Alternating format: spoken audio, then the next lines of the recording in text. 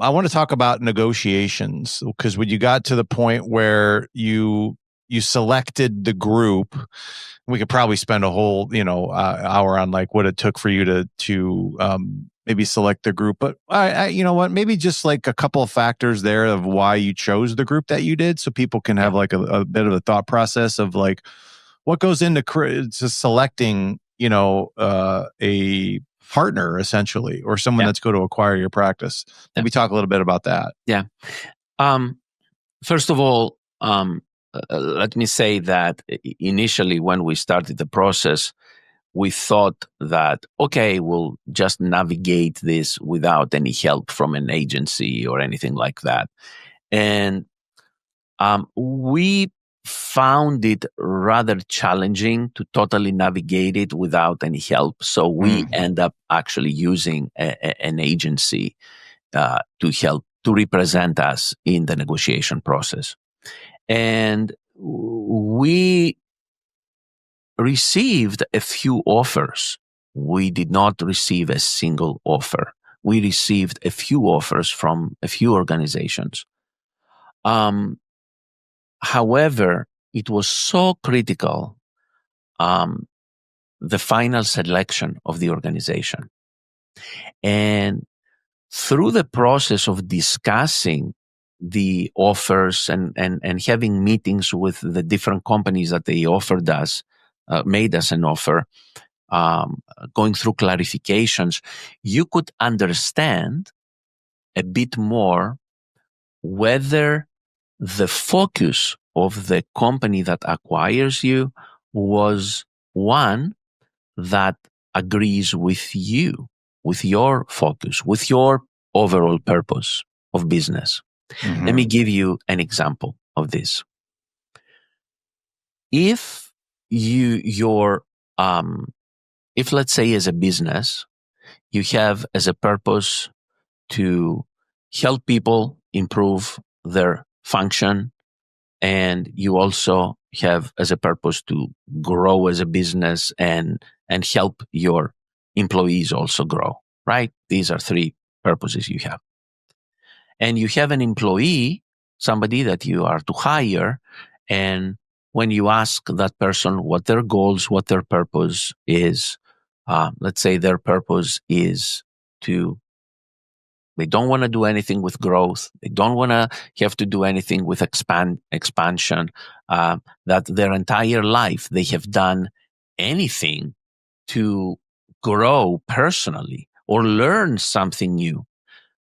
Will that person serve you well clinically? No, because if they're not willing to update their knowledge and expertise, they are not going to be helping your patients more. Is that person going to help your business grow? Absolutely not, because that's not part of their universe. It's not part of their purpose in life. In a similar capacity, when you are looking for an organization to acquire you, you have to try to understand what is their overall goals, what are their purposes as an organization, what are their values, what they value most, and see how much those values and goals and purposes meet yours, because otherwise you're going to be in conflict. Finally, the selection we made for the organization, it was so good for us because we have been treated with the utmost respect. We have shared values with that organization, and we really feel very good about the whole process.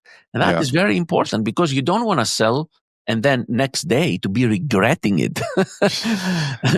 Especially after 30 years, 20 years of ownership and things that you've built. You're just like, okay, over to you. And we've definitely seen the other way around sometimes. And I've talked with owners afterwards, and 3 months later, 6 months later, they're like, oh, I just made a big mistake. And I'm like, I don't think you spent enough time on the front end really, really making sure that you understood what, just like you said, what their goals and purposes and shared values would be. So don't be afraid to take some time to do that. Don't just rush to get a deal done, so to speak. Because, Eric, at the end of the day, yes, any of these big companies, as they should, they have a board of directors. They have to look at their own profitability. They have to look at how they can expand their own business line. But at the same time, is there a place for respect, for value, for you, for what you have created, and for your own employees and associates? Because I Yeah. assume that you care about the employees, that they have supported you all this time in your business, right? And helped you grow your business. So caring for them is important as part of your overall negotiation process. Yeah, I would think that you would want to make sure that the employees are going to be in a better condition with the new acquirer than what they were, so that you can communicate that to them. So you guys, your lives are going to be better because of this and then what we're doing. Actually, in our situation, I'll tell you that the benefits that we were able to afford to the employees as a smaller company, like the PTO, the health insurance, and all that stuff, they were not as good as the benefits they are getting now from the larger company. So people did welcome that. Yep, sure. I'm like, hey, all right, that's great. That's what I'm talking about. Like, I think that's a good part of, the deal is just in making sure people know that, like, this is a good thing. Because there's a stigma of, oh, you guys are selling to corporate, it's going to be this or that, and but really showing people like, no, like this is going to be better for you because of that. I'm sure that conversation came into the fray at some point in time. Definitely, and yeah, I mean, in the very first few days or weeks of the transition, everybody's a little nervous. What's going to happen? They need clarifications. They need reassurance, which you have to provide. And if the organization that acquired you does provide that reassurance and communication to the employees, then things are much easier.